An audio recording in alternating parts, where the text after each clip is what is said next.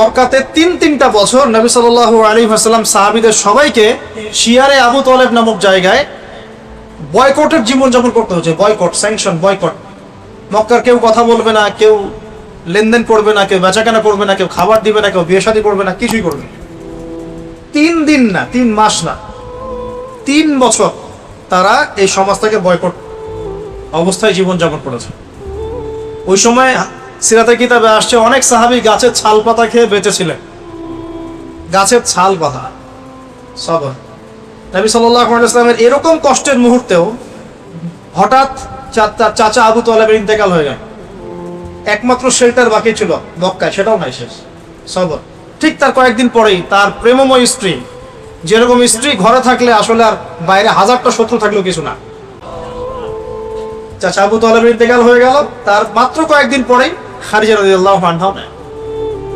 এই সময় কি অবস্থা?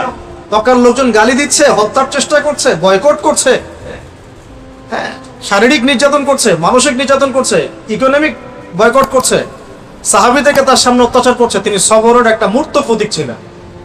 মদিনায় গিয়েও তো আমি বললাম, উহুদে, বদরে, খন্দকে, খায়বারে, হুদাইবিয়ায় কত সবর দিয়েই শেষ করা যাবে। এই যে চরম ধৈর্য, পরম ধৈর্য, এই জিনিসটা আমাদের নেতাদের মধ্যে থাকতে হবে, আমাদের মধ্যেও থাকতে হবে। অনুসারী নেতা সবার মধ্যে সবর থাকতে হবে। আল্লাহ পাক তৌফিক দান।